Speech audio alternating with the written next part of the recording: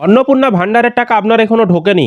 কবে আপনার ব্যাংকে টাকা ঢুকবে? আদৌ আপনারা টাকা পাবেন কিনা সেটা আপনারা কিভাবে বুঝবেন?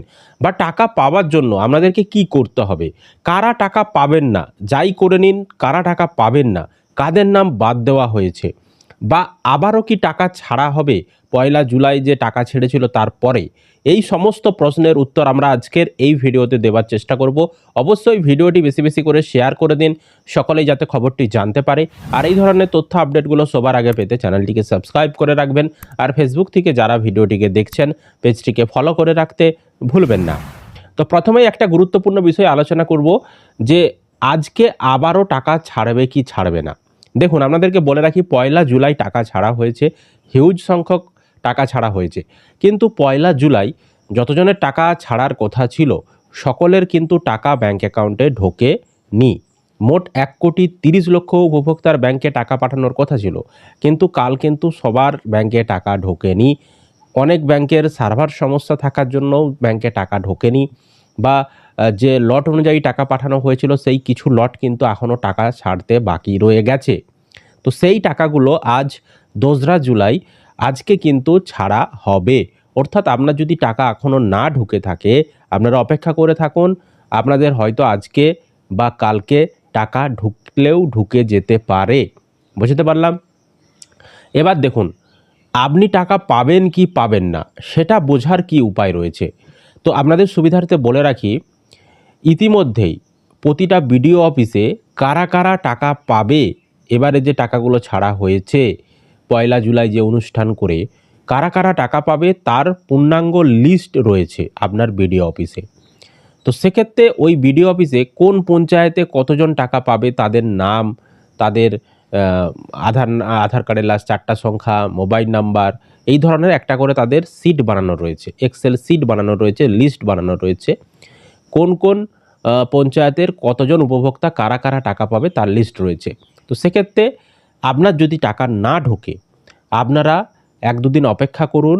হ্যাঁ, তারপরে আপনারা সমস্ত অরিজিনাল কপি, মানে আপনাদের যে ডকুমেন্ট অরিজিনাল এবং আপনি যে অনলাইন আবেদন করেছেন তার যে রিসিপ্ট কপি, সেগুলো নিয়ে একবার বিডিও অফিসে যোগাযোগ করুন।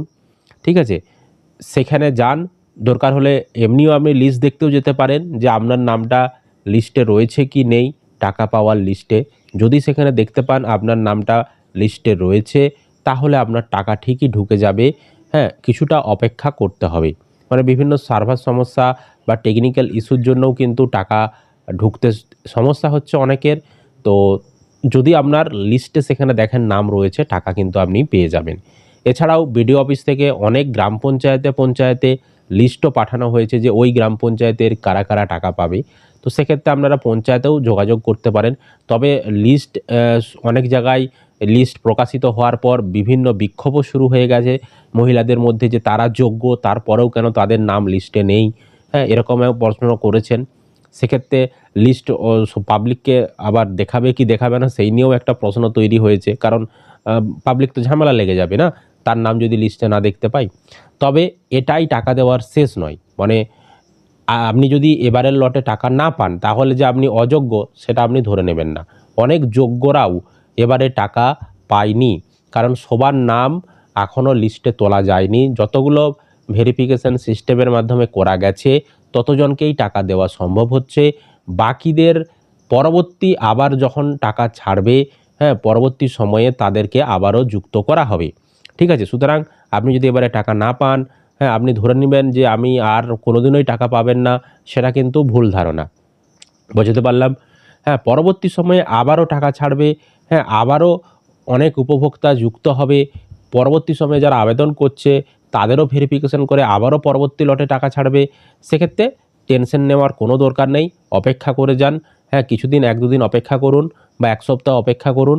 তারপর আপনারা টাকা যদি না ঢুকে একবার বিডিও অফিসে যান, গিয়ে চেক করিয়ে আসুন যে আপনার আবেদনটা কি তারা রিজেক্ট করেছে, না আপনার আবেদনটা তারা ব্যাক পাঠিয়ে দিয়েছে।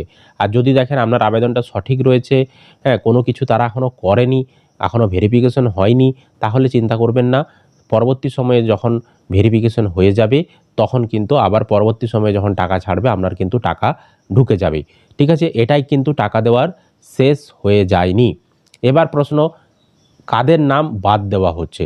দেখুন, মুখ্যমন্ত্রী শুভেন্দু অধিকারী বক্তব্য রেখেছিলেন কালকে, সেখানে বলেছিলেন ২৬ লক্ষ উপভোক্তার নাম বাদ দেওয়া হয়েছে। তো যাদের নাম বাদ দেওয়া হয়েছে তাহলে কি তারা টাকা পাবেন না? দেখুন, কাদেরও নাম যদি মানে অযোগ্য হওয়ার কারণে বাদ দেয়, মানে অন্নপূর্ণা ভাণ্ডারের টাকা পাওয়ার যে শর্তগুলো দেওয়া ছিল, সেই শর্তগুলো যে সমস্ত মেয়েরা পালন করেনি, সেই সমস্ত মেয়েদেরকে তো টাকা দেবে না। তাদের কোনো সমস্যা সমাধানের উপায় নেই, কারণ তারা তো শর্ত পালন করেনি। অনেকের হয়তো বয়স হয়নি 25 থেকে 60, হ্যাঁ, অনেকে ইনকাম ট্যাক্স দেয়, তারপর অনেকে সরকারি চাকরি করে, হ্যাঁ, এছাড়াও অনেকের এরকম রয়েছে তারা তাদের বাচ্চাদেরকে সরকারি অনুমোদিত স্কুলে পড়ায়নি, তারা তাদের বাচ্চাদেরকে সরকারি টিকা দেননি। এই ধরনের বেশ কিছু শর্ত দেওয়া ছিল, সেই শর্তগুলো অনেকেই পালন করেননি। অনেক মেয়েরা, তাদেরকে টাকা তো দেবে না। ঠিক আছে, অনেকের হয়তো মানে আরও যে সকল শর্তগুলো দেওয়া ছিল সেই শর্ত তারা পালন করেননি, তাই টাকা পাবেন না। কিন্তু যদি আপনার ফর্ম ফিল আপে ভুল থেকে থাকে, ধরুন আপনি ভুল করে আপনার নামে ভুল করে ফেলেছেন, বা আপনার জন্ম তারিখে ভুল করে ফেলেছেন, আধার নাম্বার ভোটার কার্ডের নাম্বারে ভুল করে ফেলেছেন, বা ডকুমেন্টসে কোনো ভুল রয়েছে আপনার, এই সকল ক্ষেত্রে সমস্যার সমাধান করা যাবে। ঠিক আছে, তো আপনার এই সমস্যার সমাধান আপনারা কিন্তু বিডিও অফিসে যেয়ে সেখানে করাতে পারবেন। আপাতত এডিট অপশন সাধারণ পাবলিকদের জন্য চালু করেনি, তাই এডিট করাতে গেলে আপনাদেরকে বিডিও অফিসে যেতে হবে। অরিজিনাল কাগজ সমস্ত কিছু আপনারা নিয়ে যাবেন। সেখানে কিন্তু আপনার যদি ওই ধরনের ভুলের জন্য আপনার আবেদনটা ব্যাক পাঠিয়ে দেয়, মানে রিভার্ট করে দেয়, রিজেক্ট করবে না, রিজেক্ট না করে যদি রিভার্ট করে দেয়, তাহলে কিন্তু আপনারা এডিট করতে পারবেন। বুঝতে পারলাম? তো আপনাদেরকে অপেক্ষা করতে বলবো, তাছাড়া কোনো উপায় আপনাদের নেই। আজকেও টাকা ঢোকার সম্ভাবনা রয়েছে ২রা জুলাই, তো অপেক্ষা করে থাকুন। হ্যাঁ, তো আমাদের এলাকাও কিন্তু অনেকেরই টাকা এখনও ঢোকেনি, আমাদের বাড়িতেও এখনও টাকা ঢোকেনি, বা আরও আমাদের পার্শ্ববর্তী জানাশোনা অনেকেরই এখনও কিন্তু টাকা ঢোকেনি। ঠিক আছে, তো অপেক্ষা করে থাকুন। এই নিয়ে আপনারা সঠিক তথ্য পেতে থাকবেন। আজকে আবার পর্যালোচনা বৈঠক রয়েছে, সেখান থেকেও মুখ্যমন্ত্রী বক্তব্য রাখতে পারেন, বা আজকে মন্ত্রিসভারও বৈঠক রয়েছে, সেখান থেকেও বক্তব্য রাখতে পারে এই অন্নপূর্ণা ভাণ্ডার নিয়ে। তো যা যা আপডেট আসবে আমরা আপনাদেরকে লেটেস্ট আপডেটগুলো চ্যানেলে জানাতে থাকবো। তো অবশ্যই এই ধরনের তথ্য আপডেটগুলো সবার আগে পেতে চ্যানেলটিকে সাবস্ক্রাইব করে রাখবেন, আর ফেসবুক থেকে যারা ভিডিওটিকে দেখছেন পেজটিকে ফলো করে রাখতে ভুলবেন না।